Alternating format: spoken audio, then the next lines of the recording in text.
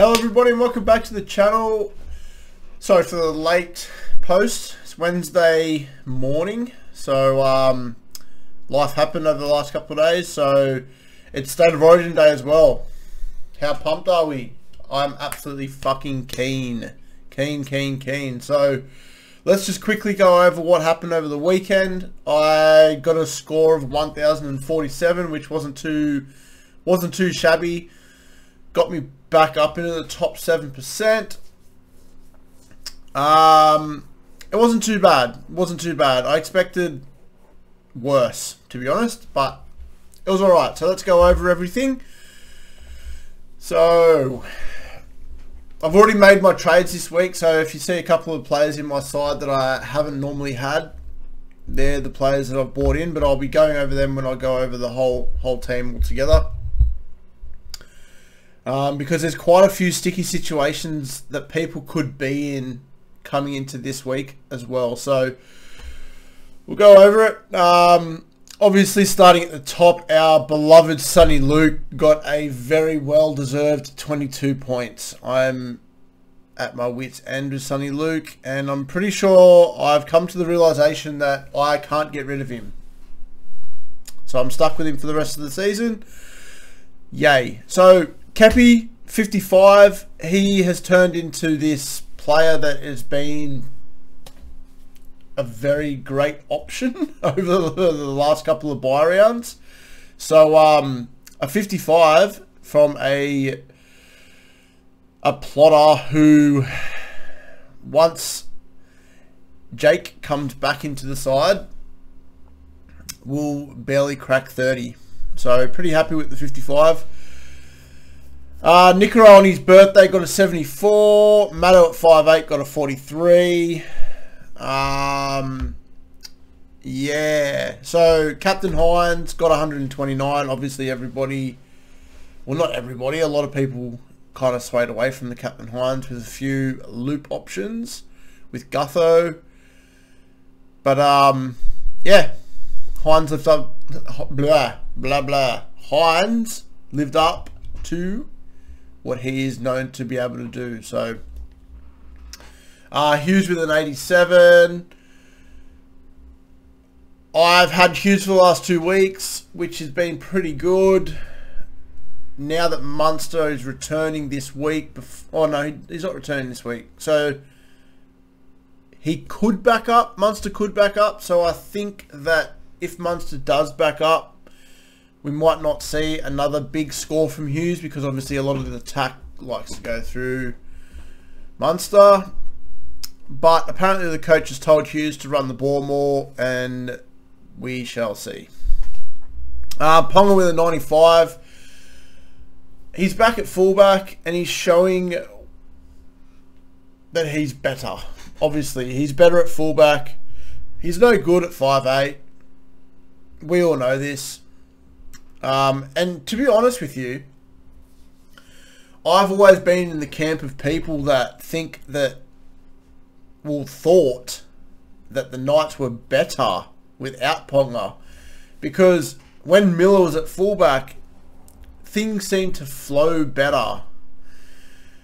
But Ponga has come out now, and the way that he's played over the last couple of weeks, he's kind of showed that, yes, he can do a job back there as well. So I'm happy to get Ponga back into the side.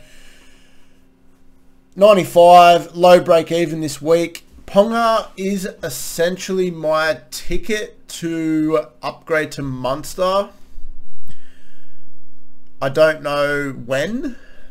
I'm thinking maybe just before Origin 3. But we'll see. We'll see how it goes. Schuster with a 45. It's Schuster. What can you expect? Garrick with a 26. I mean, Garrick back in the centres. If Garrick continues to play in the centres, I don't mind.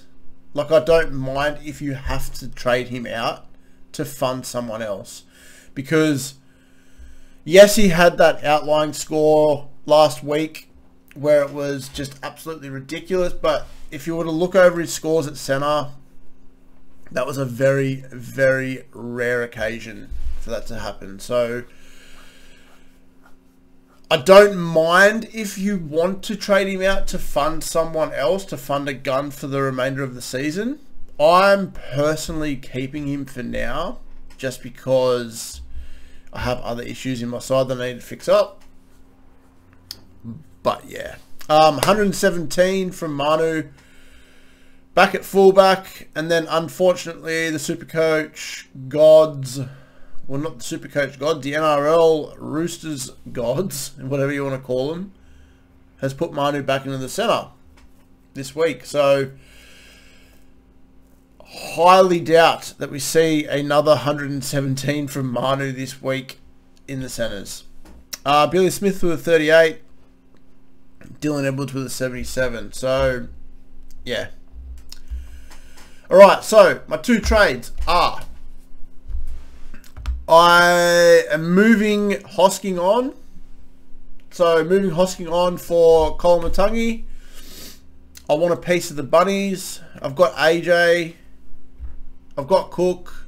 If I haven't got Cody, I want Colin Matangi.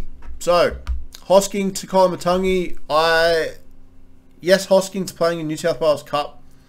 I have got word that Hosking is just simply being rested.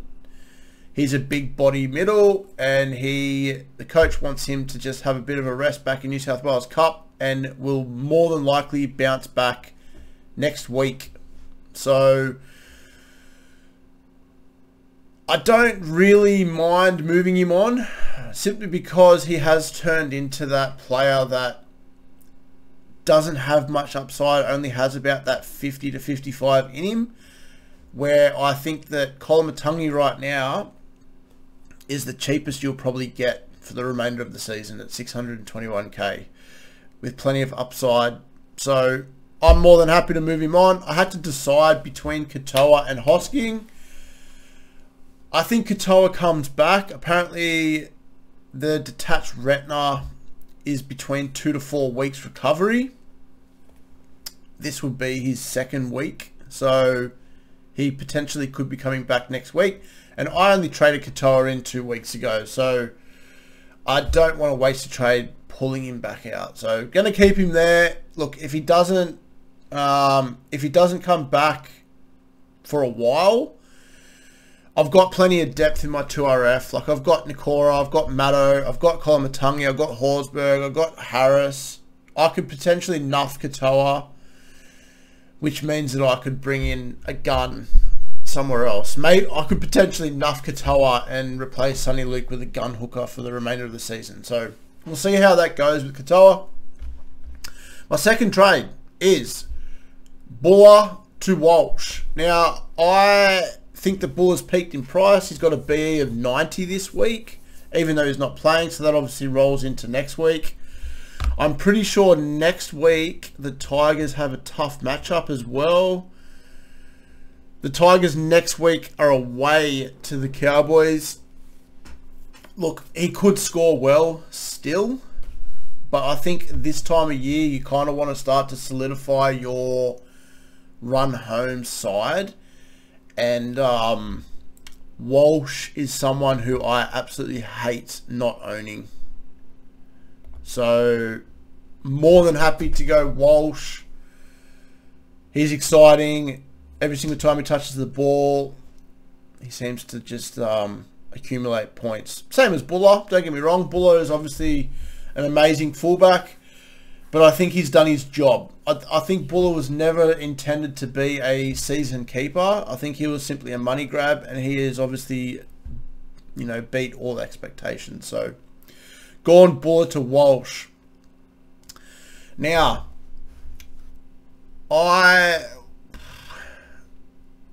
if I was to have a look at my captains this week, obviously I've got my captain on Walsh. I wish I had SJ this week.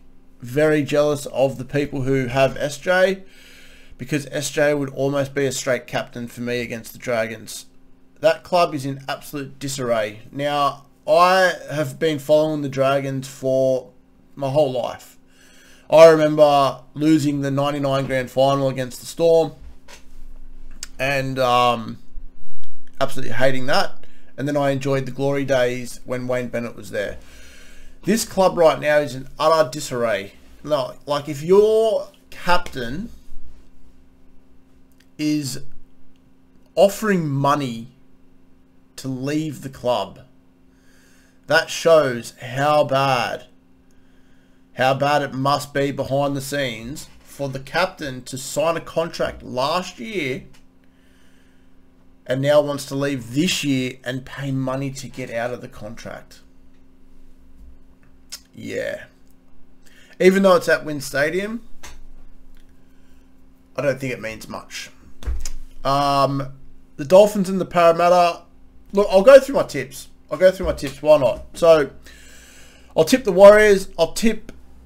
Do you know, this is actually quite a tough game because the Dolphins have proven in the past, after a bye, they bounce back quite well.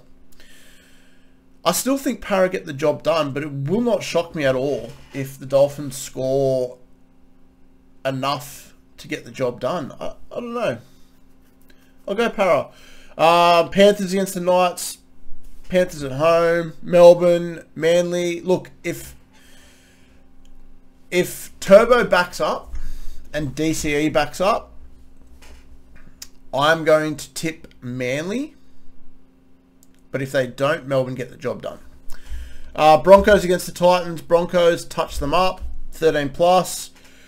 Souths and Cowboys. Souths. Cody Walker's back, which is huge. Latrell's still injured. The Roosters and the Raiders. I don't know about this one. Like, I don't rate the Roosters. I really don't. I don't think they're a top 8 side this year. I think the Raiders want that top 8 side. I think that's going to be a very, very close game. I'm slightly leaning towards the Raiders. So, those are my tips for the week. But yeah, other than that, there's not really too much to chat about. So, let me know how everyone went, obviously, on the weekend. Let me know your thoughts about Game 2 tonight. Let me know what you think. Let me know the trades that you're making. We'll talk about it in the comments. Leave a like. If you haven't subbed already, sub. It helps the channel. Other than that, guys, I really appreciate everybody spending their time actually to watch me talk dribble at best sometimes. So, very much appreciated. Good luck for the weekend. Hopefully Blues get up tonight. I'd hate to see a whitewash, but I'm worried that it's going to be 3-0 to Queensland this year. So, anyway, good luck, guys. Thanks for tuning in. And, yeah, see you all next week.